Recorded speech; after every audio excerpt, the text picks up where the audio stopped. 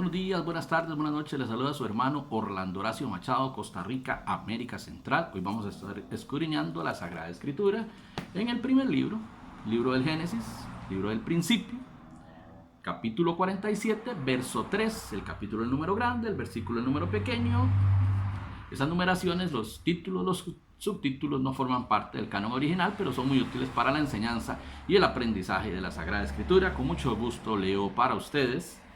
No sin antes hacer una acotación de que es muy importante que no nos extrañemos de que el faraón pueda hablar con los 5 hermanos que José, la persona que tenía a faraón ahí como segundo después de él, el hombre que fue vendido por sus hermanos, el hombre que estuvo en la casa de Potifar, el hombre que estuvo en la cárcel y que ahí tradujo sueños para revelación de sueños por medio del Santo Espíritu de Dios para el copero del rey, para el panadero del rey, y como 2 años después de que hace esas revelaciones, es llamado a traducirle revelación de un sueño a Faraón, y ya se queda con él como segundo a mando.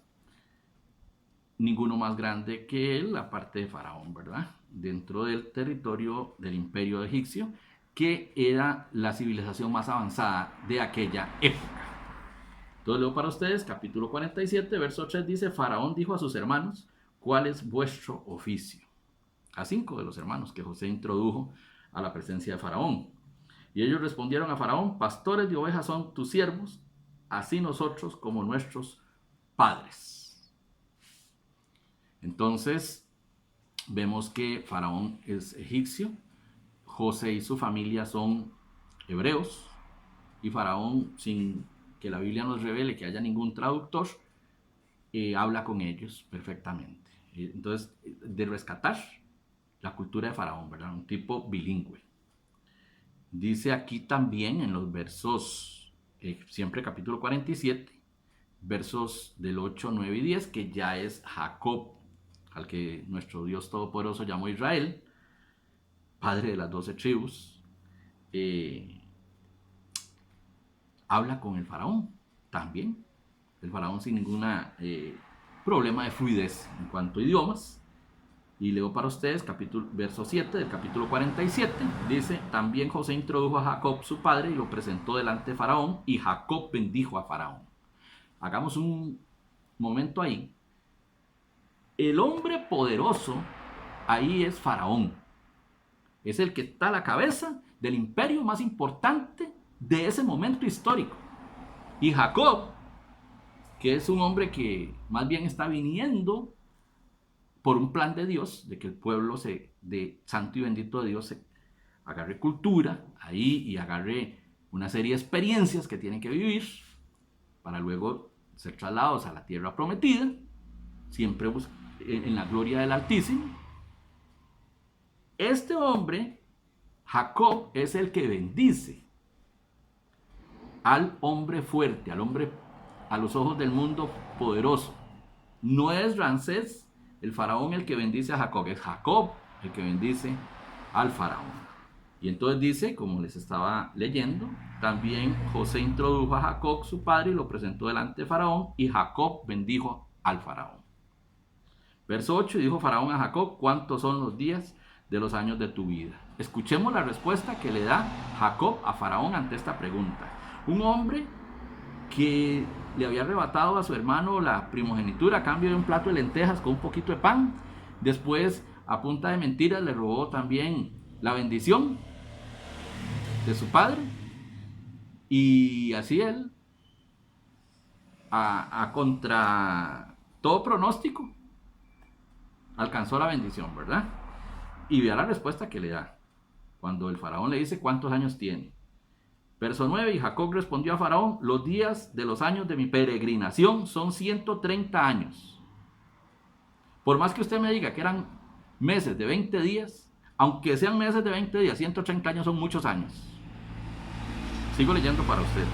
Pocos y malos han sido los días de los años de mi vida. Oiga, pocos y malos, dice este tipo. Es impresionante. Y no han llegado a los días de los años de la vida de mis padres en los días de su peregrinación. O sea que los papás de él vivieron más años. Pero de todas formas en Egipto no había nadie que tuviera la edad que él tenía. Y todavía después de esto que les estoy leyendo, él vive 17 años más. Él murió de 147 años. Dice el verso 10, y Jacob bendijo a Faraón y salió de la presencia de Faraón. Esto es el plan de Dios. Vea cómo lo repite 2 veces, que es Jacob quien bendice a Faraón. El inmigrante, el anciano, el extranjero, bendiciendo al que era cabeza de la nación. Eso es espectacular. Hoy Dios le está hablando a usted, varón, a usted, varona, que dice, pero yo recibí una palabra profética y no se ha cumplido. Vamos a estar en el segundo carta de Pedro, capítulo 3, versos 8 y 9. Con gusto leo para ustedes, dice, mas, oh hermanos, no ignoréis esto. De todas maneras, del canon, nosotros no debemos ignorar nada. Porque si en el campo jurídico uno no puede alegar ignorancia de la ley, en las cosas del reino hay que estar más empapados aún, porque nuestra ciudadanía es de allá. Nosotros somos aquí peregrinos y somos extranjeros. Aquí vivimos a lo sumo 80 años, pero allá va a ser una eternidad.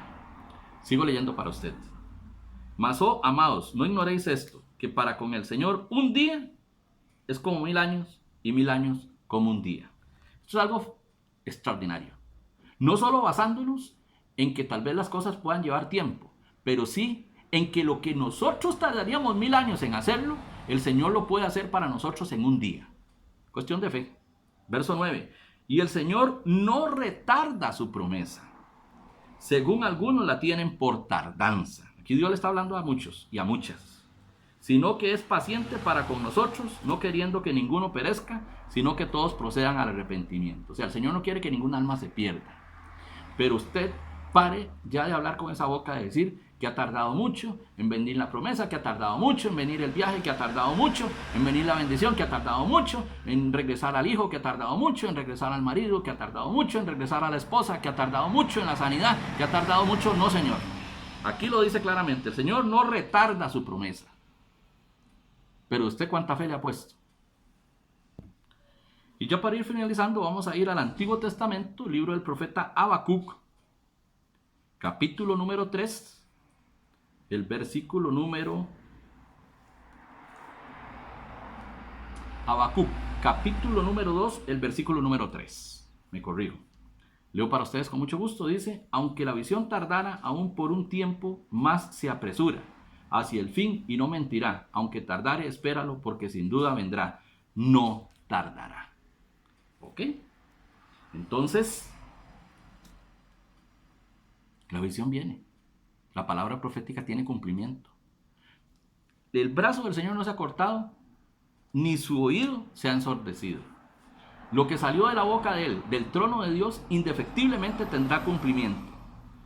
Hagamos un análisis. Lo que pasa es que a veces tenemos una memoria muy escasa, muy corta. ¿O seré solo yo? Porque, que yo sepa, todos hemos prosperado. Cuando nacimos, nacimos desnudos. Lo que traemos encima puesto ya es ganancia. Esto rige para todos y rige para todas. ¿Cuántos en la familia han alcanzado lo que usted ha alcanzado? A veces sin papá, a veces sin mamá, a veces son los dos, a veces con los dos pero ausentes. El hecho de que usted haya llegado a conocer de Dios es supremamente importante. Cuando usted lo enviaron a ganarse lo que usted se comía, ¿qué tenía usted para poder alcanzar lo que hoy tiene? Cuando usted se quedó solo con lo puesto encima, porque vino una inundación, porque vino un incendio a casa, porque vino el ladrón y hurtó, porque desobedeciendo a la palabra de Dios fiaste a una persona y la persona te dejó una deuda.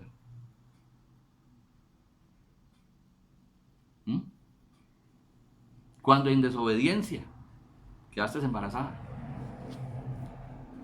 ¿ha estado el Señor contigo? ¿Sí o no? Verdaderamente esta palabra, mis amigos, es para que reforcemos la fe.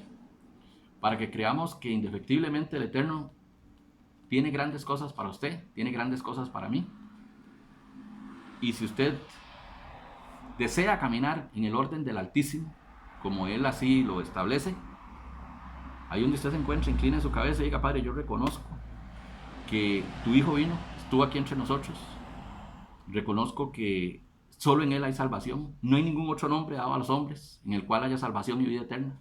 Reconozco que muchas veces las cosas no han llegado a mí por culpa de esta boca mía, por culpa de esta lengua mía, porque yo misma he maldecido la semilla, porque he dicho mal de la semilla. Pero a partir de hoy yo me comprometo a ser un cristiano diferente, me comprometo a ser un padre diferente, me comprometo a ser un esposo diferente, me comprometo a ser un ciudadano diferente, un trabajador diferente. Y que Dios lo bendiga y le ayude a que usted sostenga esa promesa.